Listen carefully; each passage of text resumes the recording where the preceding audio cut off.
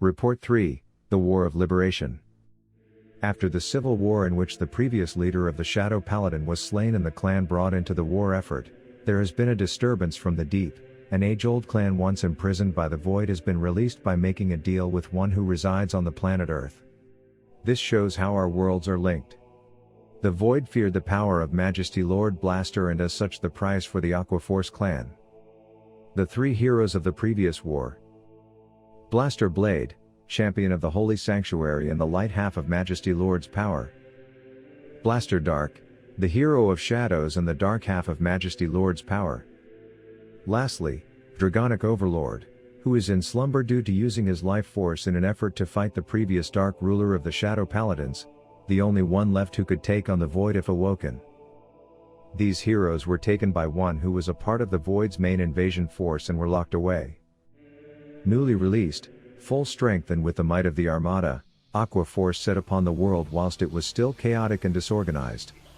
Their leader was the Admiral, Blue Storm Dragon Maelstrom, a colossal tier dragon larger than an aircraft carrier.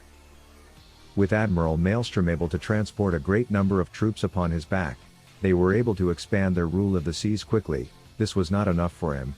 He inherited the will of the previous Grand Admiral and desired true justice by reducing the world to its most basic form, to unify Krei under his leadership. The Gold Paladin formed up quickly this time, led by Garmor initially. Then when the 7 divisions are made, the troops follow their respective leader. These troops are the Black Horses. They are mainly Shadow Paladins led by Black Dragon Knight Vortimer, who is in reality an Abyss Dragon named Spectral Duke Dragon. His armor uses darkness to enhance his power and allows him to take on his dragonic form for periods of time. In this corps is another prominent Abyss Dragon named Chrome Jailer Dragon, the one in charge of internal affairs and sentencing.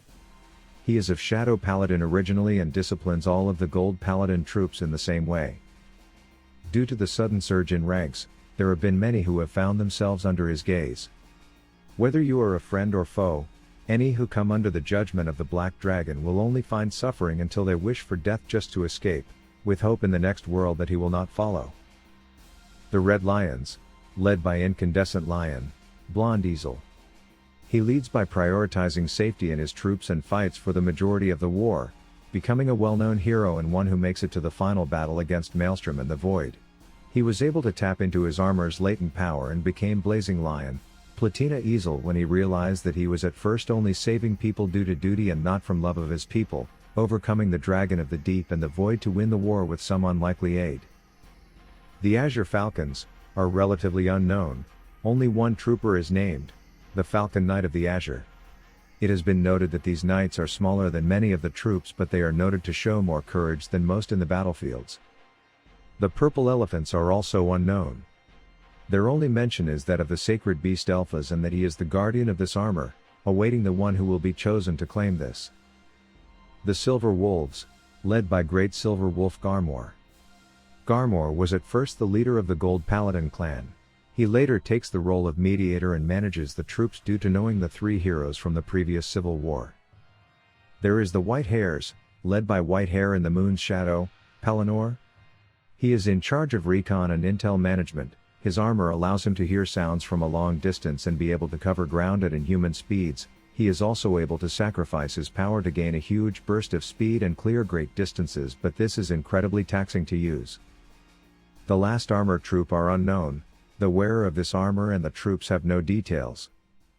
Whilst Gold Paladin have been set up by the United Sanctuary, due to Dragonic Overlord being taken, there is a power vacuum left within the Empire. Led by Dragonic Kaiser Vermilion at this time, the Narukami were formed. Kaiser is a title given to one who is seen as the strongest. Whilst he hates being center stage, Vermilion finds himself needing to do so in service for his Emperor. The Gold Paladins defend the Sanctuary from the Void and are one of the leading forces to resist the Aquaforce invasion. Together with the 1st Air Force Division, the Narukami of the Dragon Empire, they are able to make a path to the heart of the fleet, the Grand Admiral Maelstrom himself. By the time of the final battle of this war, 50% of the surface of Krei was covered by the Void and its forces, at this time formless invaders who were comprised of red and black energy. Vermilion, in the final fight to save the world, decided that death itself was nothing to fear. That fear should be losing this war, as that would mean the loss of the Empire itself. Conviction in hand, he drank a treasure called the blood of the Emperor, something most calls cursed, as this allows the user to gain an incredible burst of power at the expense of one's own life force. This is noted to be similar to the technique used by Dragonic Overlord when they became the End.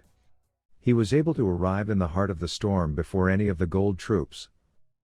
Maelstrom, unaware that his views are corrupted by the void, and in this final battle of the war, unleashed his power to become a vision of glory. Becoming the Blue Storm Supreme Dragon, Glory Maelstrom. He was able to fight off Vermilion in his blood-empowered state, and they were locked in a battle of lightning and Maelstrom. Elsewhere nearby, Blaster Dark and Blaster Blade were able to slip their will past their imprisonment, materializing as spirits to assist the Gold Paladin forces and then Easel himself. Blaster Dark goes on a rampage to clear the way for the troops and to get his revenge on those who imprisoned him. Blaster Blade meanwhile was able to rally and inspire those who were on the verge of giving up the fight. Between them and the Gold Troop, they were able to fight off enough of the Aqua Force forces to allow Easel in his Platina state to get to the heart of the storm, the clash of the blood and the abyss. At the heart of the storm, whilst Easel wants to fight alongside the Narukami leader Vermilion, Vermilion desires the eradication of all the enemies of the Empire. Seeing only one way to end the Blazing Lion, the Abyss Dragon of the Deep and the Void itself, he flared up as much power as he could, causing untold damage to every structure and all creature around him. He then fell, like a lightning strike at the end of a prolonged storm. He was beautiful to behold but ended in an instant. This sacrifice paved the way for the Void to be beaten back in this war and to allow the Gold Paladins to be able to release the three heroes fully. His legend lived on whilst he did not see his victory. The combined efforts of the Gold Paladins, Vermilion, and the two spirits were able to defeat Maelstrom in his void-corrupted state. He was not slain. Being shown mercy, he was allowed to continue to live. Maelstrom fell into a slumber after exerting his power. He will not awaken for a long time, and when he does, cleansed of the void, he will show those in his ranks that the justice he wanted in unifying Krei was not true justice, and that only by being a part of the world and accepting the life that is diverse and beautiful in its own way, can one see that true justice is peace for all. With the War of Liberation concluded and the Void pushed back for now, the fate of the Royal and Shadow Paladins as well as the Kagero and Narukami is thus. The Royal Paladin and Shadow Paladin are re-established. Gold Paladin continues under the leadership of Easel and is the official secondary army of the United Sanctuary, with Royal Paladin continuing to be the first army of the Sanctuary. Liberators are set up by King Alfred within Gold Paladin. They are made up of predominantly Gold Paladins alongside some experienced Royal Paladin members. Blaster Blade joins this troop and is seen as its leader for a time. The Liberators are to be guides in the new era after the War of Liberation to others. The Shadow Paladins set up a troop named Revengers. These are a shadow unit within the Sanctuary, and they fight for no gain of honor or fame. They count Blaster Dark as one of their members and are led by the new Grand Master of Shadow Paladin, the Illusionary Revenger, Mordred Phantom.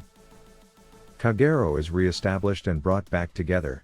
Though Dragonic Overlord remains in his slumber, he is sealed away and kept safe, the Empire awaiting a time when he reawakens. Kagero decides to unleash the Sealed Dragons to bulk up their main force. Narukami set up the Eradicators, forces whose purpose is to end battles no matter the cost. Dragonic Descendant leads the Eradicators, and Narukami is officially recognized in the Empire for their service in this war. Thank you for staying through the War of Liberation. Next we will be covering the Great Invasion War. The Void finally shows its true hand, and the whole of Krei will need to unite to fight off this otherworldly invader.